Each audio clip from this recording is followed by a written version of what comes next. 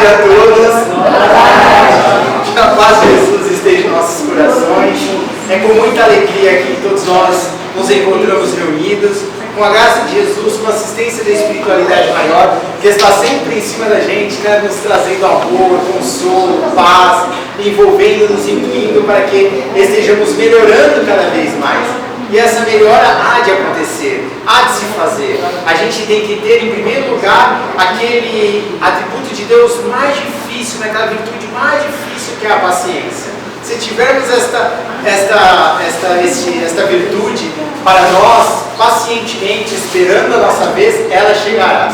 Mas para chegar precisamos trazer o quê? Conhecimento, sentimento, para que juntos possamos trazer, então, como o irmão nos falava, né? Que o amor e a sabedoria são as duas asas que nos levarão a Deus. Então precisamos ser sábios, não ser inteligentes nas matérias do mundo.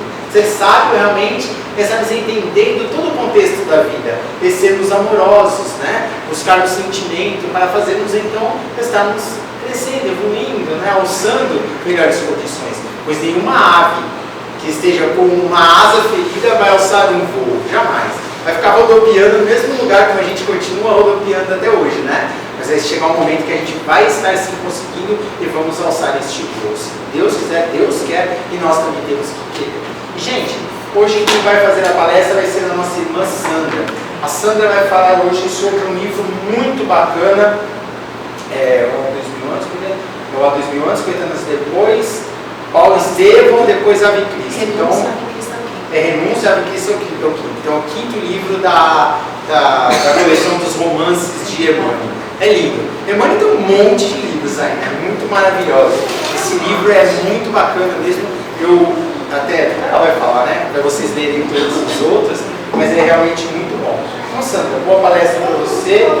Que a luz e a paz de Jesus esteja junto com você, os Espíritos já te intuir. Porque muitas vezes a gente chega aqui e fala assim, ó, eu não preparei nada, os Espíritos que vão me intuir, né? Assim, aí que às vezes a gente fala isso daí, a gente acaba até se dando mal. Mas é bom sempre a gente estar estudando, né? Meu pai falava, né? Meu pai sempre dizia, a gente tem que estar preparado sempre, ou seja, tem que estar estudando sempre.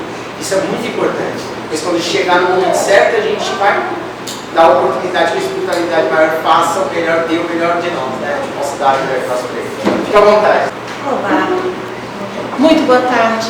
Boa tarde. Sejamos todos nós muito bem-vindos nesse templo de paz, amor e vida que o Pai nos concede para essa jornada do dia a dia que por vezes é laboriosa, nos convida com algumas dores, nos convida com alguns desafios e todos nós o temos. Então que sejamos todos muito bem-vindos, nós que nos encontramos aqui pessoalmente, que sejam bem-vindos quem nos acompanha por meio das redes sociais, seja qual for o tempo, seja qual for o período. Hoje é o primeiro sábado de março do ano de 2024. Hoje é dia 2 de março de 2024. Nós estamos na capital São Paulo, na Zona Sul, nosso bairro é Parque Bristol. Sejam todos muito bem-vindos à nossa casa. Nós temos encontros nas quartas à noite, nós temos na sexta à noite e nós temos nos sábados também. São todos muito bem-vindos, pessoalmente ou por meio das redes sociais. Ave Cristo é um livro, o quinto livro da coleção dos romances de Emmanuel, como Rafael pontuou. E aí, na época de Roma, mais especificamente no período dos anos 200 e 300, Roma era o maior império que dominava a terra.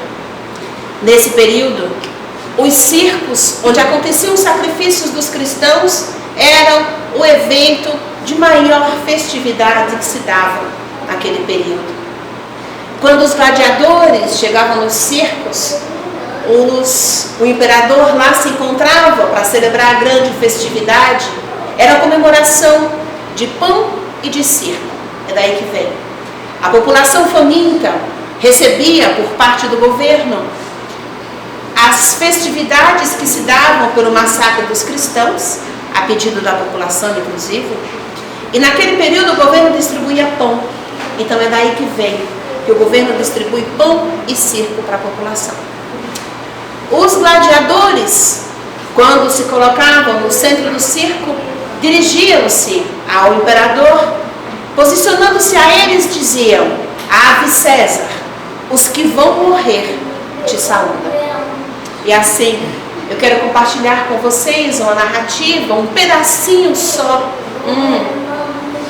um fiozinho dessa literatura magnífica, que é o livro Ave Cristo, que eu muito recomendo. É uma literatura que é embasado tem um romance por trás dele, mas ele tem por si só a premissa e a perspectiva de falar de fatos históricos daquele período. Então são literaturas profundamente ricas no seu conhecimento histórico, no seu conhecimento cultural, mas também nos convidando a despertar o cristão, que às vezes se encontra adormecido dentro de cada um de nós. Nesse período em Roma, nos circos, as festividades, as celebrações, e no meio disso, o nosso personagem central, que são dois que a gente vai falar, Quinto Varro e Taciano. Nesse período, por volta do ano 200 e 300, onde a narrativa se concentra, Quinto Varro havia sido condenado à morte. Por quê? Porque ele era um cristão muito consciente das suas responsabilidades de cristão. Era um espírito, era um homem, era um ser muito valoroso e que fazia muita diferença onde quer que Quinto Varro se encontrasse, onde quer que ele passasse. Mas, por conta das condenações e das perseguições que o governo romano tinha para com a população, Quinto Varro havia sido condenado de alguns crimes, e os seus crimes eram de ludibriar a população inocente com os sortilégios do Nazareno. Essa condenação, mais especificamente, se deu por conta de uma senhora Patrícia que morreu após conversar com Quinto Varro. Era essa a grande condenação que ele teve, e algumas outras menores, mas o personagem central que levou Quinto Varro a essa condenação era Taciano. A jovem senhora Patrícia se chamava Cíntia e faleceu não por responsabilidade dele. Ela faleceu porque já vinha há muito tempo doente, já vinha há muito tempo desequilibrada, já vinha há muito tempo sofrendo profundamente, não das doenças que conseguiam perceber visivelmente. A grande doença daquela jovem Cíntia, daquela jovem senhora romana Cíntia, era a culpa que corroía o seu íntimo por conta de posturas dolorosas e de posturas erradas, comprometedoras que ela teve quando era muito mais jovem, posturas essas que levou várias pessoas a enlouquecerem, a morrer, destruindo algumas famílias. A culpa corroía de tal forma, e naqueles últimos instantes da sua vida, na hora de desespero, ela queria entender o que as pessoas acompanhavam, olhavam e viviam daquele Nazareno que conseguiam trazer consigo tamanhas transformações. Ela foi procurar Quinto Varro, que na época atendia pelo codinome de Corvino. Foi procurar por ele, buscando orientações, e lá chegando, ao se deparar com ele, descobriu que aquele que atendia por Corvino nada mais era que Quinto Varro. E Quinto Varro quem era? Era o seu marido. Era um jovem que ela se casou quando era muito jovem, que na época não compreendeu os seus valores e acabou enredando em um romance. Ele precisou ir embora, ficou com um filho de 1 ano, que achava que o marido havia sido assassinado pelos cristãos, mas na verdade ele foi socorrido, assistido e acolhido pelos cristãos. As condenações se deram. Havia um jovem romano muito influente e muito poderoso na época, que se chamava Taciano. Taciano era poderoso e influente romano, mas o que ele tinha de mais característico na sua personalidade era o ódio que carregava contra os cristãos. Era o ódio que sentia pelos nazarenos. Um ódio tão escaldante e tão pulsante que fazia ele destruir qualquer um que estivesse em seu derredor.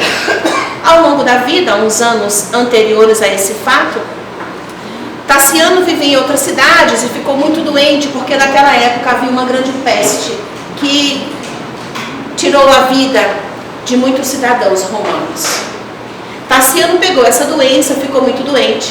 As pessoas não sabiam o que fazer, como agir, e alguns escravos que trabalhavam num dos castelos que ele fazia parte, combinaram entre si e buscaram ajuda de Quinto Varro, que na época tinha um outro codinome para que não fosse descoberto e assassinado. E Quinto Varro, ao se aproximar de Tassiano, sabendo que ali se encontrava o ser que ele mais amava em toda a vida, que era o seu filho, ficou do lado dele e assistiu com chás, com compressas, mas acima de tudo com muitas preces e com muito amor, fazendo com que ele sobrevivesse. O tempo passou, Tassiano olhava naquele homem e viu um enfermeiro muito pobre. Ele também era um jardineiro, atendia pelo nome de Corvino. Ficaram amigos, ficaram próximos, obedecendo a certas distâncias, até que no meio do caminho, Tassiano descobre que aquele homem era seguidor do Nazareno. Tassiano o amava, intimamente, não revelava, mas o amava, tinha muito respeito por ele. Mas o seu ódio contra os cristãos e contra o Cristo era maior que qualquer outro sentimento. Daí começaram as condenações que culminou nesse dia, nesse momento, em que, diante de um júri, ele foi condenado. Naquela época, com o codinome, foi condenado à morte. Seria morto por decapitação, pois que um seguidor do Nazareno, tão afinco, tão determinado, tão definido, que influenciava tantas pessoas, não poderia continuar vivendo. O governo romano perseguia ferozmente os cristãos. E dentro dessa perseguição, na arena dos circos, se dava grandes espetáculos onde verdadeiros exércitos de cristãos eram assassinados, seja pelo fogo, seja por flechas envenenadas, ou seja, pelos animais felinos que eram jogados nas arenas para devorar aqueles que já encontravam-se à beira da morte, pois viviam fugindo, viviam na miséria, passavam muita fome e por muitas vezes carregavam muitas doenças. Ele foi condenado à decapitação. O dia da decapitação chegou. Ele foi levado até um carrasco. O carrasco se chamava Hércules, grande, forte, poderoso e respeitado por todos da região. Só que Hércules também tinha noção de quem era aquele que o seu trabalho chamava naquele momento. Ele tinha noção da serenidade e do tamanho daquele homem que ele era chamado a fazer a execução por decapitação. Tão grande, tão forte, no momento do culminar do seu trabalho, os braços de Hércules tremiam. Ele tentou uma vez, com a espada, decapitar o condenado, não deu certo, ele errava a pontaria, machucava o condenado, mas não levava ao final da execução que precisava. Proferiu um segundo golpe, como se fossem forças invisíveis que ninguém conseguia explicar. Ele não conseguia acertar e errou novamente o segundo golpe. Hércules proferiu o terceiro golpe e errou novamente. Ninguém conseguia entender, todo mundo ficou admirado com aquilo, porque ele era um profissional experiente naquilo que fazia, era muito forte. E aquele condenado já estava praticamente à beira da morte, de tanto que já havia sofrido, estava passando dias na masmorra, apanhando, sofrendo violência, porque ninguém tinha respeito pelos cristãos. E um cristão, quando era preso, que era levado às masmorras, quando chegava na hora da execução já estava praticamente morto, porque nas celas todos torturavam, de todas as formas que se possa imaginar.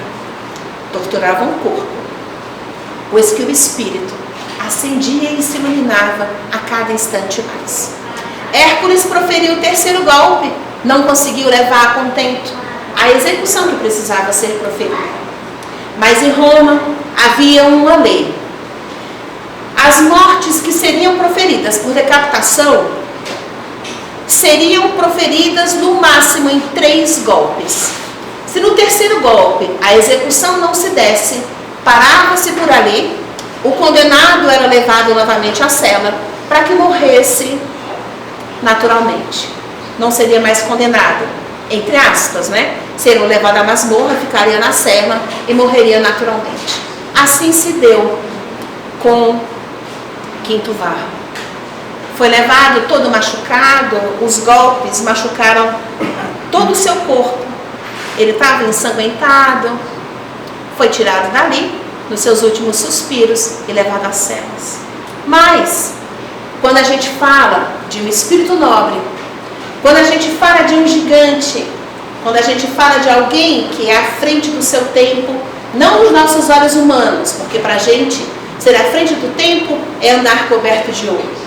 Mas, quando se fala do Cristo, ser à frente do tempo é alguém que traga seu espírito tão iluminado que onde passe, consiga comover, arrebatar e auxiliar as pessoas que estão ao seu redor. Quinto Varro, ao ser retirado daquele momento e levado à masmorra, ele passa por algumas pessoas naturalmente e elas se sensibilizam com o que aconteceu a ele. Ele é levado para a cela, lá ele fica, e nesse meio tempo, um dos seus perseguidores do ontem vê que é ele e conta: aquele condenado, aquele que tentaram matar até agora, aquele que foi levado para a cela e está nos últimos suspiros, nada mais é do que o seu pai, que desde 1 ano de idade você acha que foi assassinado, você acha que foi assassinado pelos cristãos, mas não. Ele foi vítima de uma grande emboscada. Emboscada que foi feita pela sua mãe e pelo seu padrasto, aquele homem que te criou, que você entendeu e compreendeu como pai. Eles fizeram emboscada porque se amavam, queriam ficar juntos, e a forma de levar isso a contento era tirando seu pai de perto. Tassiano, ouvindo aquilo, deu voz ao seu coração. Por quê? Ele ficou até no começo da execução, depois ele não conseguiu. Porque mesmo sendo ele que tivesse feito tudo para que aquela condenação se desse, no seu íntimo, no íntimo dos seus sentimentos, ele tinha amor por aquele homem que salvou a sua vida quando ele estava doente, que cuidou dele como ninguém havia cuidado, que falava para ele das belezas da vida como ninguém havia dito. Alguém que dialogava com ele e tocava o seu coração de uma forma que ninguém conseguia e que ele não conseguia explicar. Então, ouvindo aquilo, nada mais era do que dar voz ao sentimento que ele trazia e dizendo que ele poderia ir até lá. Tassiano sai de onde está, vai até as masmorras, vai até a cela em que se encontra Quinto Varro, em um desespero, em uma dor, em uma aflição, em uma comoção, em uma angústia. A angústia de saber que alguém tão importante para a vida dele vai morrer, mas muito mais, a angústia da culpa, da consciência culpada pelos erros cometidos, pelas violências cometidas. E quando ele chega na porta da cela, ele vê Quinto Varro está deitado num lugar misérrimo. Alguém, por caridade e misericórdia, deu um pano que colocaram cobrindo ele, o pano estava ensanguentado, pois que ele assim estava à beira da morte. Mas na hora que Tassiano cruza a porta, o olhar dos dois se encontram. Quando o olhar dos dois se encontram, Quinto Varro já diz: filho meu, quanto eu pedi ao Cristo que não me deixasse fazer a grande viagem sem te encontrar antes. Tassiano se joga ao lado do pai, fala com ele da dor daquele momento, mas romano, poderoso, rico, inteligente, sóbrio, a primeira coisa que ele pontua é: hei de me vingar daqueles que fizeram isso contigo. Quinto Varro, como alguém que profundamente ama, diz: meu filho, nós temos alguns instantes a mais até que eu faça a minha grande viagem. Vamos aproveitar esses minutos para falar de amor. Vamos aproveitar esses minutos para falar das belezas da vida, para falar da grandiosidade do universo, para que eu tenha a chance nesses últimos minutos de dizer para você o quanto o amo e que eu tenha a chance de ouvir de você sobre a vida, sobre as suas expectativas, as suas perspectivas. Mas Tarciano dizia: pai, se o Senhor é meu pai, como eu posso entender e aceitar tamanhas traições? Eu não consigo entender essa fala do Nazareno que fala desse perdão. Como eu posso perdoar? E como você consegue perdoar tantas dores ao longo de uma vida? E aí, Quinto Varro diz para ele: não são dores profundas de uma vida.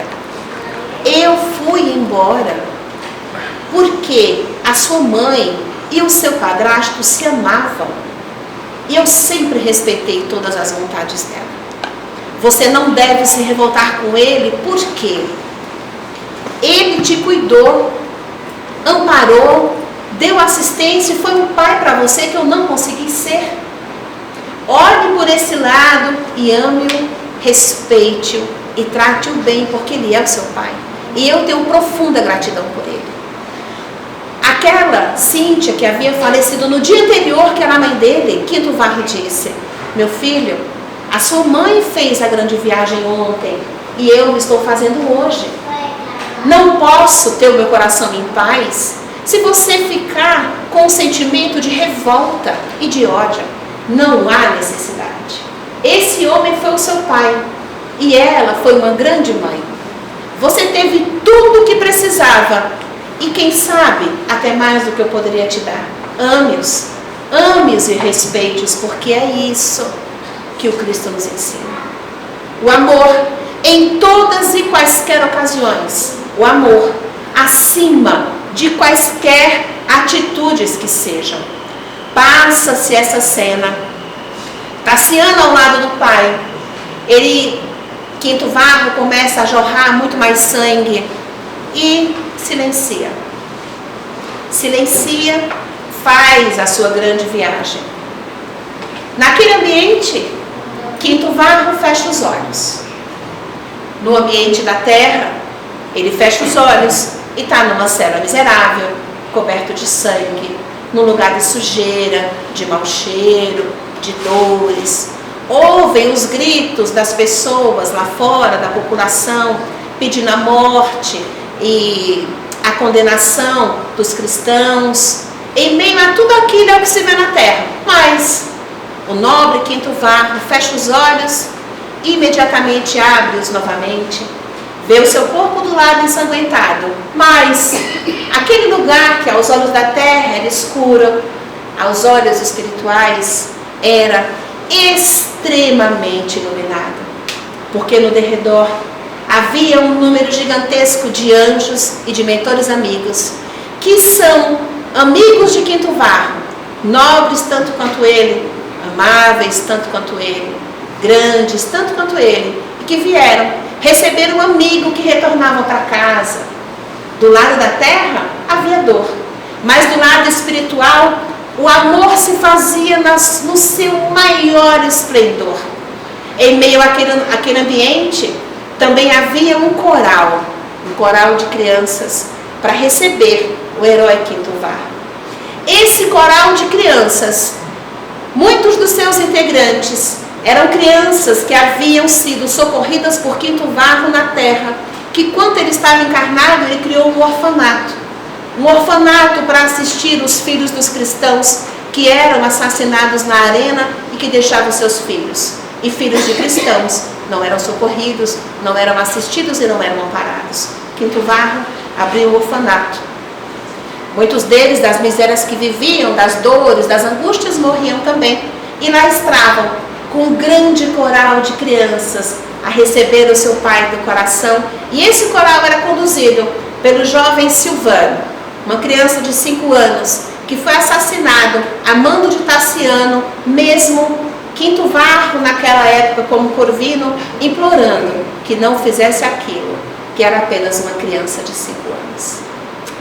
É nessa beleza, é nesse esplendor e é nessa Maravilha! Que Quinto Varro é recebido no plano espiritual? No meio dessas pessoas que irão recebê-lo, ele fica sabendo que naquele mesmo dia de desencarne, pois que era um gigante, seria recebido, teria um horário com Cláudio. Cláudio era um grande mentor de esferas muito mais elevadas, que conduzia Quinto Varro e queria ter com ele naquele dia. Ao encontrar-se, Cláudio ficou muito feliz com o retorno dele. Ele reencarnou como um espírito grande e estava retornando à pátria espiritual como um espírito gigante. Todas as oportunidades que a vida lhe deu de perdoar, de amar e de fazer o bem, Quinto Varro aproveitou. E aí Cláudio disse para ele: meu amigo, eu aqui venho com um convite a te fazer. Você está sendo convidado para fazer parte das equipes que trabalham diretamente com Cristo. Tamanha esplendor desse espírito. Quinto Varro ouve, agradece e diz: tenho certeza que não mereço, mas eu agradeço. Entretanto, meu coração não se encontra aliviado totalmente. Eu deixei um grande tesouro na terra. Cláudio, seu grande mentor, diz para ele que ele não precisa continuar a fala. Você está falando do Tassiano, né, meu amigo? Você está falando do seu filho que lá ficou, que você tanto se esforçou para que ele crescesse e ele não despertou. Quinto Varro responde: mas ele é o meu tesouro. E um pouquinho mais eu tenho certeza que ele vai despertar. Cláudio disse: você recebeu um prazo de 100 anos para socorrer e buscar o seu filho. Você ainda tem tempo. Quinto Varro agradece por isso. E Cláudio diz: mas saiba de um fato muito importante. Tassiano desprezou todas as oportunidades que teve até aqui na vida. Tudo que foi dado para ele, ele jogou fora.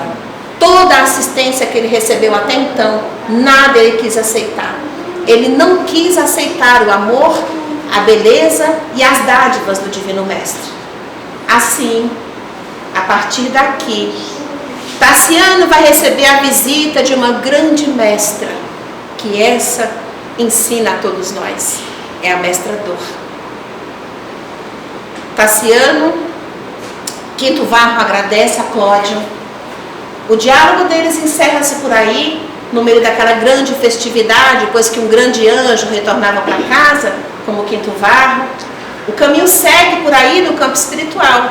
E no campo da matéria, a gente volta para aquela cela, suja, fétida, com o corpo ensanguentado de Quinto Varro e com Tassiano, chorando desesperadamente os equívocos que ele sabe que cometeu até então.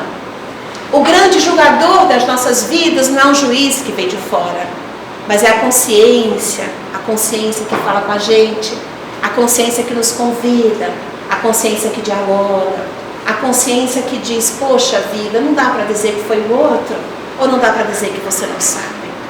Assim, o tempo passa, a vida continua. O livro Ave Cristo é dividido em duas partes. Depois desse acontecimento, inicia-se uma parte seguinte. Agora, a gente se pontua no ano de 250. É um período tenebroso, sofrimento continua, as torturas continuam, as perseguições aos cristãos só se intensificam, as torturas vão encontrando requintes de crueldade a cada instante. E nesse ano de 250, Tassiano está aos 34 anos de idade. Com seus 34 anos de idade, é nesse período que entra um personagem importante na vida dele. Tassiano, nesse período, já experimenta solidão, abandono. A esposa, a exemplo do que aconteceu com o pai dele, o traiu igualmente, foi embora com uma outra pessoa. Na verdade, ele sabia, mas não tinha muito o que fazer diante do contexto em que se encontrava. Os amigos estavam dando-lhe as costas, mas a gente ouve sempre os mentores dizendo. E o Cristo nos disse, em João 16:33, tende bom ânimo. No mundo tereis aflições, mas eu venci o mundo. Ou seja, nós nunca estamos sós, nunca estamos abandonados, nunca estamos jogados ao léu. E é nesse período da vida de Tassiano que entra um personagem importante. É um idoso de 70 anos de idade, é um afinador de instrumentos, filho de escravos, e ele se chama Basílio.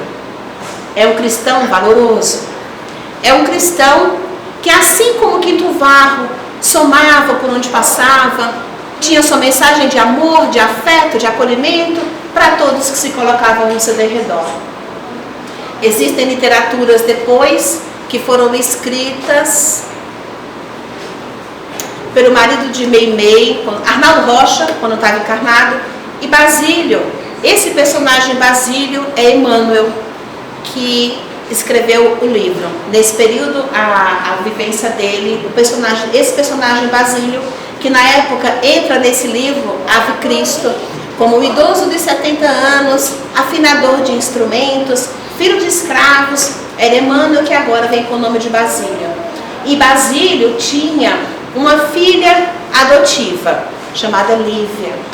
Um espírito extremamente valoroso, com a sua história profundamente rica, profundamente cheia de falas e de pontuações magníficas dentro da literatura que o tempo não permite expressar. Eles vivem, se encontram. Nesse período, a vida de Tassiano encontra algum afeto, carinho, mesmo as dores se dando, ele encontra, tanto na figura de Basílio, um pai que ele não tinha, quanto na figura de Lívia, uma amiga e companheira, tanto sua quanto de uma das suas filhas, que era muito amorosa e que sentia muito a falta da mãe, que havia ido embora. O tempo se dá, a vida vai se dando. Tassiano experimenta então miséria, perde tudo que tem, perde ainda mais a saúde, vai ficando doente, precisa começar a entrar em trabalhos braçais, ele que havia sido um romano tão poderoso até então. E mais ou menos nesse período da literatura entra um personagem que é um garotinho de 7 anos de idade, órfão. A mãe dele, que o criou com muito sacrifício, ele era mendigo, porque a mãe também era, viviam com muitas necessidades e privações, mas era um garoto de 7 anos, mas um espírito gigante, um espírito extremamente valoroso. Nas ocorrências da vida, nas nuances que a vida traz e que a gente não consegue responder, aquele menino de 7 anos é adotado por Tassiano. Tassiano, que não tinha ninguém na sua vida, pois que a essa altura Basílio já havia retornado à pátria espiritual, Lívia também, e Tassiano adota esse menino de 7 anos. Esse menino se chamava Quinto Celso. Mesmo sendo uma criança, mesmo sendo tão pequeno, Quinto Celso, um menino adotivo que ele nunca tinha encontrado na vida, tinha um amor por aquele pai adotivo que ninguém conseguia explicar. No passar do tempo, nas dores da vida, nos desencontros e nos desajustes que muitas vezes a gente mesmo constrói, e dentro dos seus trabalhos ele sofre um acidente e perde a visão. Torna-se cego. Sendo cego, os seus olhos passam a ser o pequeno Quinto Celso.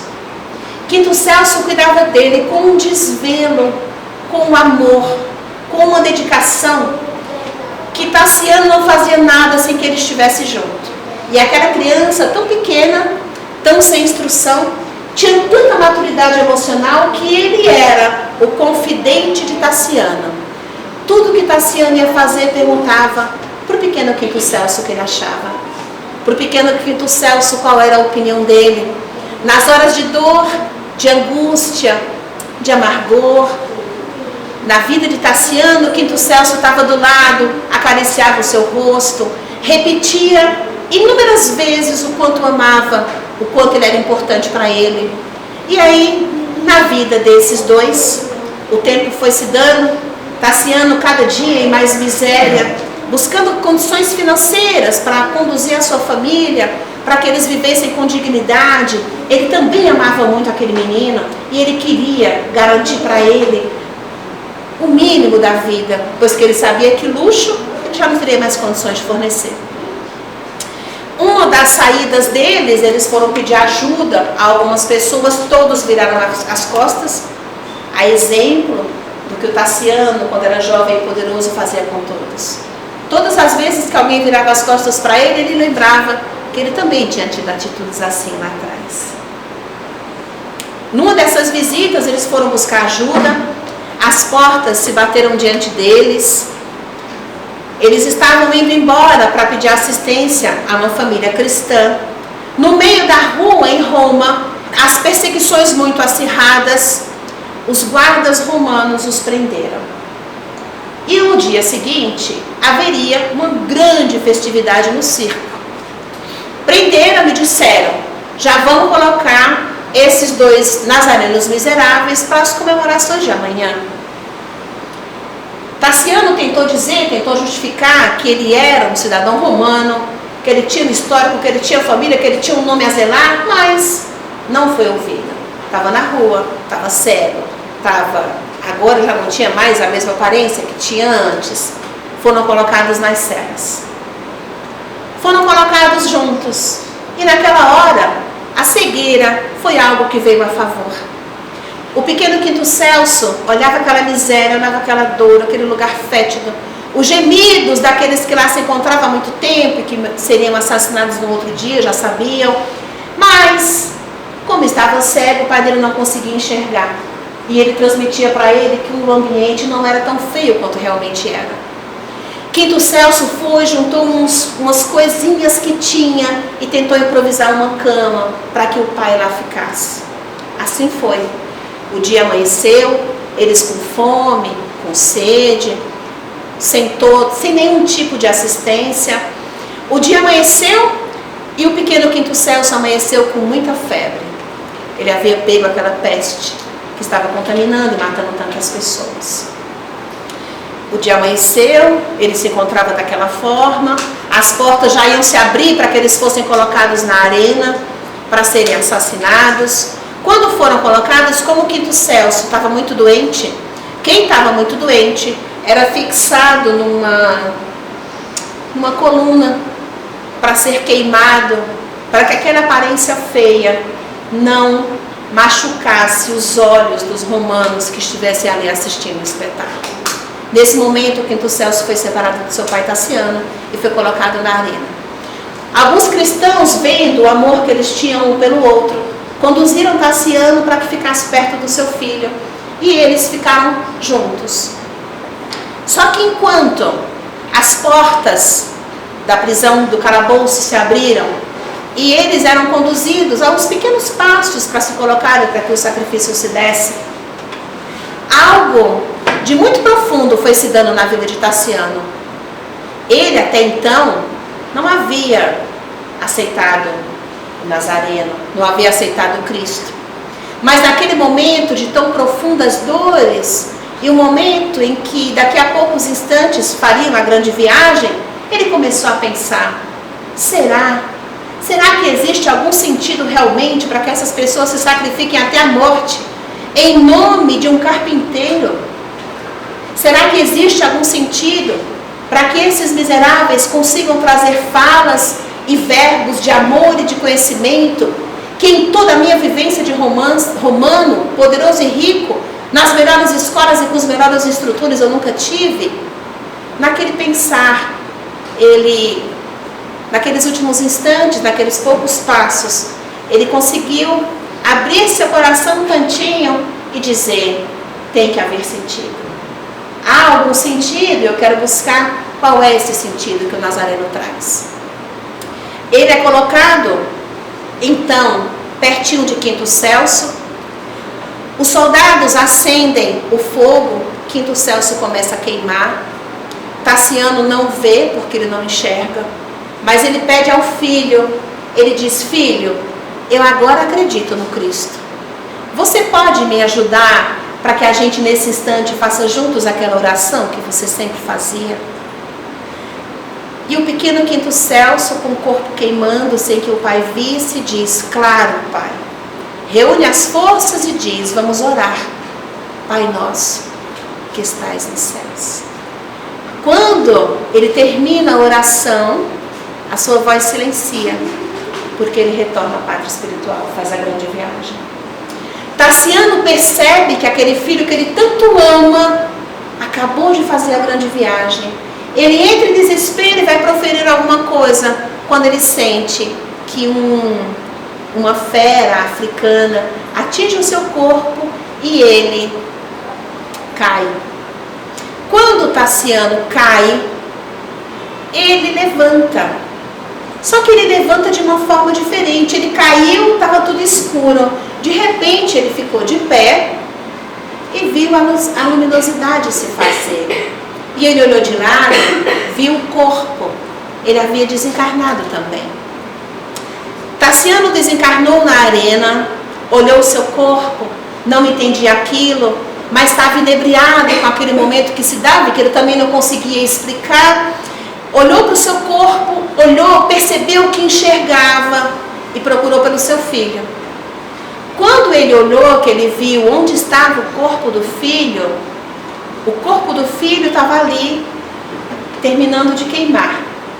Mas, afastando-se do corpo daquele filho, não era um espírito igual dele, que era o mesmo que havia caído. O que saía do corpo do filho era o espírito de Quinto Varro. Quinto Celso, aquele menino, era a reencarnação do pai dele, Quinto Varro, que pediu a oportunidade divina de reencarnar antes como pai. Não conseguiu conduzir o filho tanto quanto gostaria e precisaria. E pediu a misericórdia divina, voltou. Agora, como filho adotivo, reencontrou esse, que agora seria o seu pai, que ontem passou por ele na figura de um filho. E assim, Tassiano vê a grande multidão luminosa de mentores e de anjos que vieram buscá-los. Ele ouve também os corais de irmãos amigos que ali estão cantando hosanas e alegres pelo retorno dos heróis cristãos que retornam à casa, retornam ao seu verdadeiro lar. Esses heróis cristãos retornam dizendo: os gladiadores chegavam no circo dizendo: Ave César, os que vão morrer te saúdam. E os cristãos que desencarnam nos circos igualmente retornam à grande pátria dizendo: Ave Cristo, aqueles que vão viver para sempre te glorificam e te saúdam. Obrigada pela atenção e boa tarde.